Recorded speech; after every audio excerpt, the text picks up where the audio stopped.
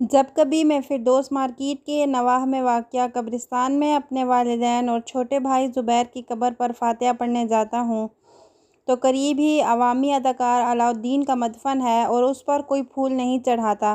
قبرستان کے کونے میں وحید مراد کی قبر ہے اور اس کی رہائش بھی اس قبرستان کے ساتھ ہی تھی۔ مجھے یاد ہے کہ جب میں نے اس کے جنازے کو کندھا دیا تو وہ چارپائی شکستہ تھی جس میں اس کا جسد خاکی لپٹا پڑا تھا۔ وہ پاکستانی فلمی دنیا کا سب سے بڑا سپر اسٹار تھا جس کے ساتھ عوام نے اور خاص طور پر نوجوان نسل نے ٹوٹ کر محبت کی۔ شاید آج کا شاہ رخ خان بھی اس سے بڑھ کر پسندیدگی کے جنون سے دوچار نہیں ہو سکا۔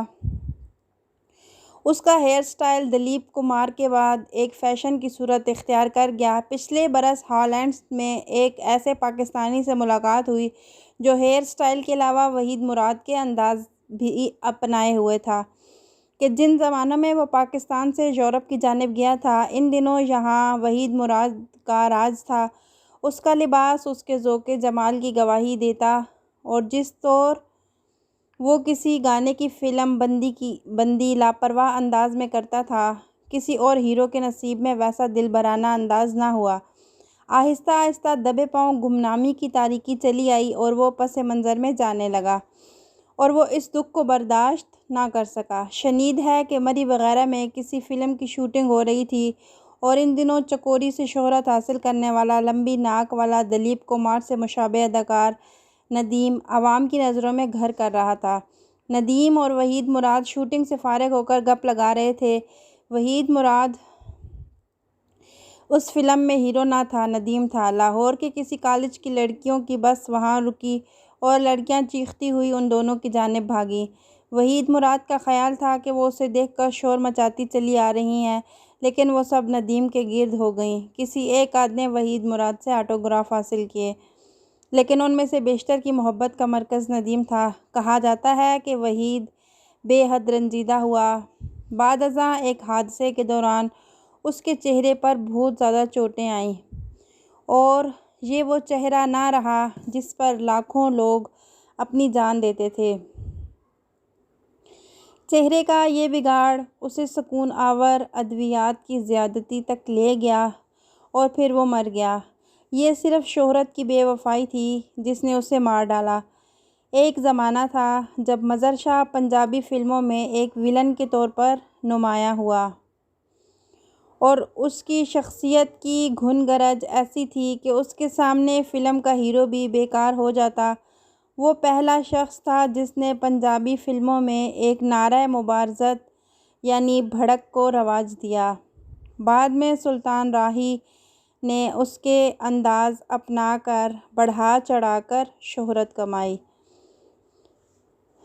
اکثر ایسا ہوتا کہ وہ اس سینما ہال میں اپنے دوستوں کے ہمراہ چلا جاتا جہاں اس کی کوئی فلم نمائش پر ہوتی۔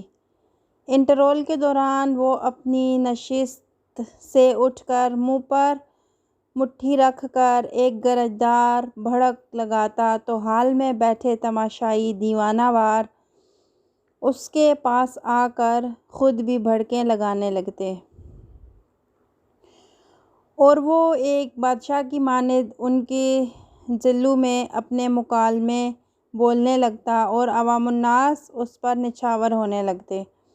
اور پھر قانون قدرت کمال کے بعد زوال۔ مظہر شاہ کی جگہ ایک اور ویلن جلوہ گر ہوا جس کی سندھی لب و لہجے کی پنجابی اور خوش شکلی نے لوگوں کو موہ لیا۔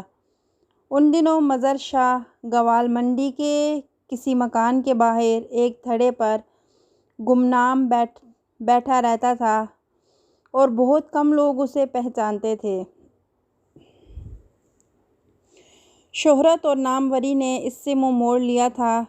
انہی دنوں وہ اکیلا کسی سینما ہال میں چلا گیا اور انٹرول کے دوران اپنی نشست سے اڑ کر بھڑکیں لگانے لگا تو ہال میں بیٹھے لوگوں نے دیکھا کہ ایک بوڑھا شخص گھگھیاتی ہوئی آواز میں بے وجہ بھڑکیں لگا رہا ہے تو انہوں نے سمجھا کہ کوئی پاگل ہے جو غل مچا رہا ہے۔ مظہر شاہ بھی اس کے بعد بہت مدت جیا اور پھر مر گیا۔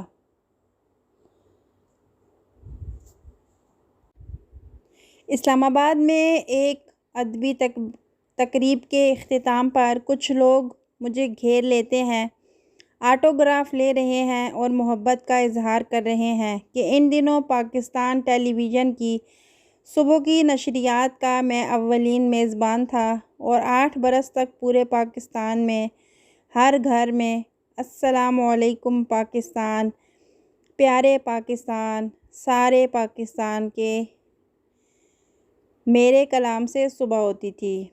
میں ان مداحین سے فارغ ہوا تو ممتاز مفتی میرے قریب آئے، نہایت درشت لہجے میں کہنے لگے، تارڑ، میڈیا کو چھوڑ دو، اس کی شہرت تمہیں کھا جائے گی۔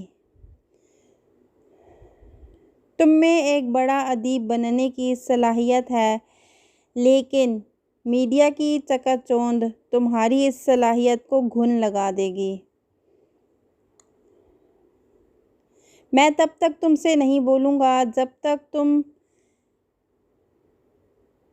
اس کتی شہرت سے ترک تعلق نہیں کرتے۔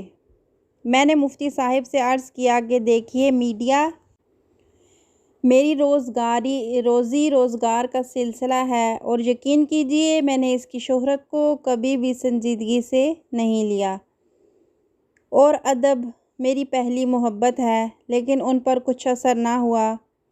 بعد ازاں ممتاز مفتی سے جب کبھی آمنا سامنا ہوتا تو وہ ایک ناراض شکل کے ساتھ منہ موڑ کر مجھ سے بے رخی اختیار کر جاتے۔ انہوں نے اپنی موت سے تقریباً 6 ماہ بیشتر مجھے ایک خط لکھا جس کے مکمل مندرجات کو ظاہر کرنا مناسب نہیں، لیکن انہوں نے اقرار کیا کہ ان کا خدشہ درست نہ تھا اور میں نے شہرت کے تکبر سے دامن بچا رکھا ہے اور ادب کو ہی اپنی ترجیح اول ثابت کر دیا ہے۔